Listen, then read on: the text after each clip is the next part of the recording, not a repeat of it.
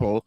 After nearly 2 years of enforced closure, Israel has partially reopened the Rafah border crossing with Egypt, the only exit point not directly controlled by Israel.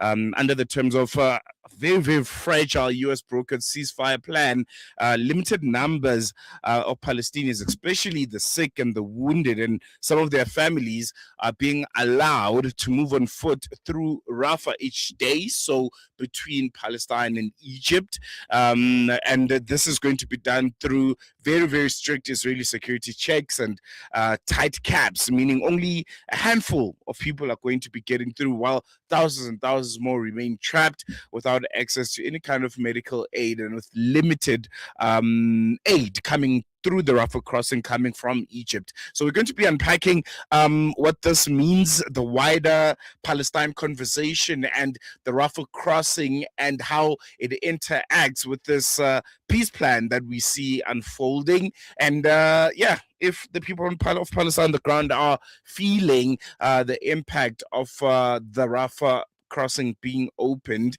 Granted, it's only been open for a day or two now, and we'll be speaking to a Jenin-based journalist, Brother Osama Nazzal, who's been following those proceedings quite closely. Brother Osama, thank you so much for joining us. Welcome to News and Views.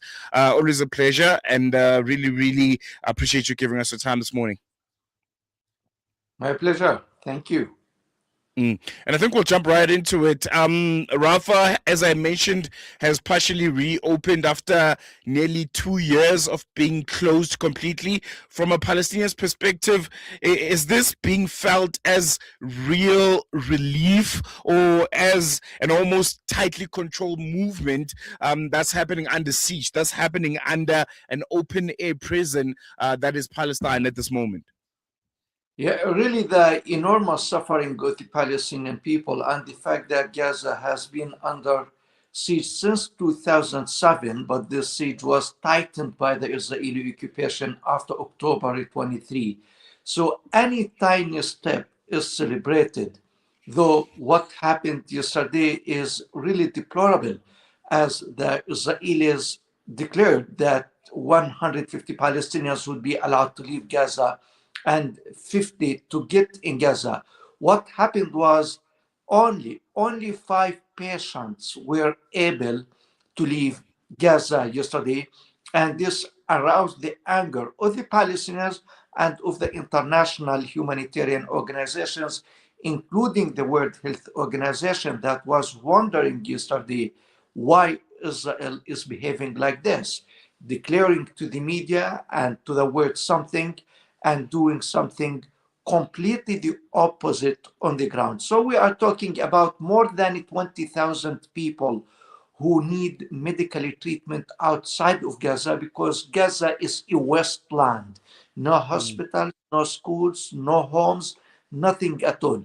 Now, allowing 5 people, if this occurs today and the coming days, this would be just like PR, telling the world that they are responding to the agreement clauses, they are reopening Rafah, but on the ground they are allowing no Palestinians to leave. Even if they allow 150 Palestinians to leave, this is not adequate at all. We are talking about 20,000 people in urgent need for medical treatment, and other tens of thousands who are also in need for medical treatment, but not that urgent. And all of this is happening in line with the quote-unquote Donald Trump's peace plan. I think a few days ago we heard coming from the United States of America that they'll be giving Hamas almost 2 months ultimatum sort of to disarm all of their weapons. And also Hamas also came out and said, they're ready to shift administration to this new peace board that has been established. What do you make of it? What do you make of this peace plan? We are apparently moving to phase 2 of it at this current moment. There's this Gaza board of peace that has also been established in that time. So far, your analysis of it and what it means and does for the Palestinian people? Yeah, really talking about the port of peace is nonsense, as it is clear. The aim of this port is to imprint and strengthen the Israeli colonial control over the Palestinian territory, mainly in Gaza.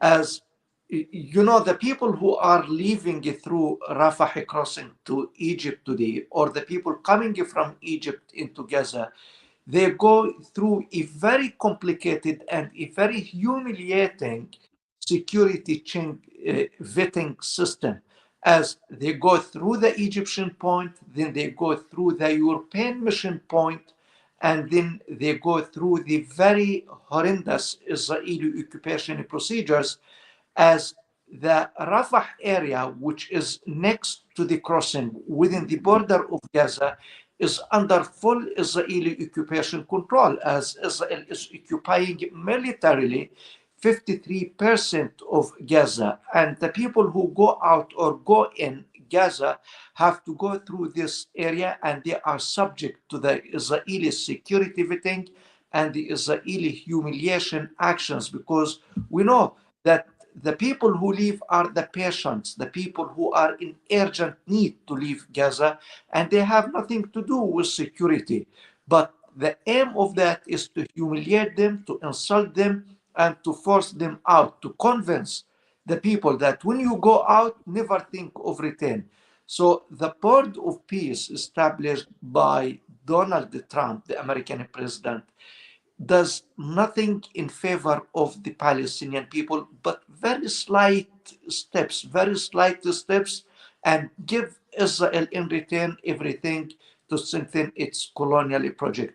And I don't think that the people who are members of the neighborhood of Epstein care much about the rights of the Palestinian people and about the rights of the Palestinian children. And I think that's the most concerning part. Moving into the new year 2026, what do you think is of most importance right now that the world needs to be looking out for when it comes to the Palestine-Israeli conversation? I know, as you mentioned, this board of peace seems to be the top of the conversation. It looks like the focus will be on that. The administration of Gaza and who's going to be governing it is also very, very important. Is there any other aspect of this genocide in 2026 that you think the world needs to know about, that the world needs to be talking about slightly a bit more than we are?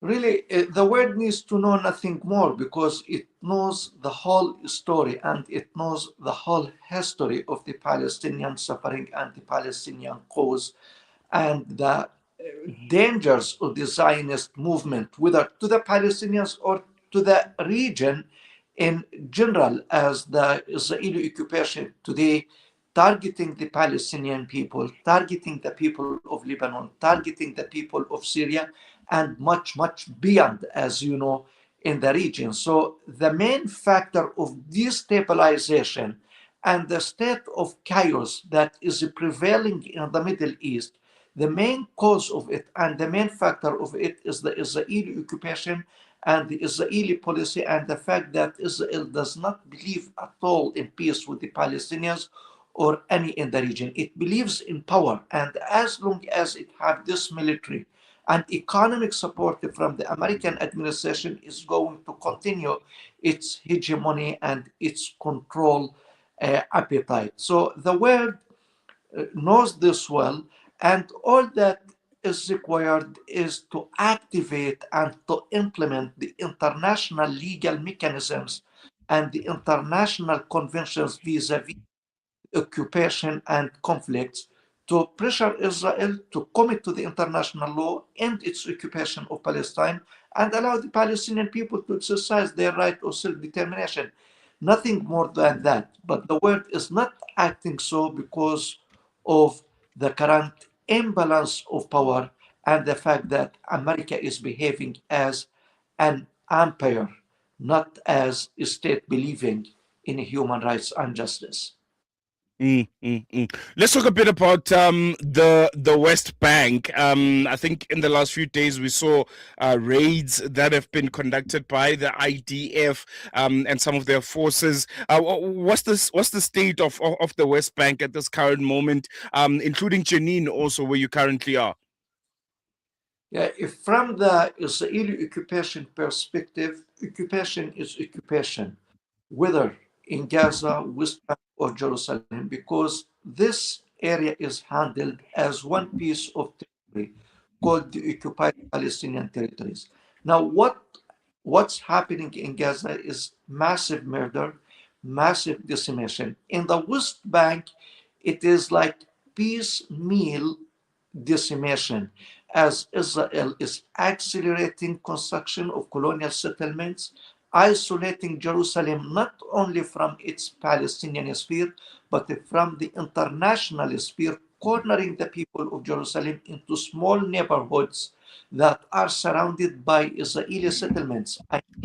Settlements within the neighborhoods of Jerusalem. So, for example, the Palestinian neighborhood of Silwan or any other neighborhood in occupied Jerusalem is surrounded by Israeli settlers' houses, and they can't have a freedom of movement. The Palestinian citizens there, they suffer the policy of home demolition and more Israeli occupation restrictions in order to purge them out and empty the city of its Palestinian citizens. The same is applying to the West Bank as settlements are going in a crazy way.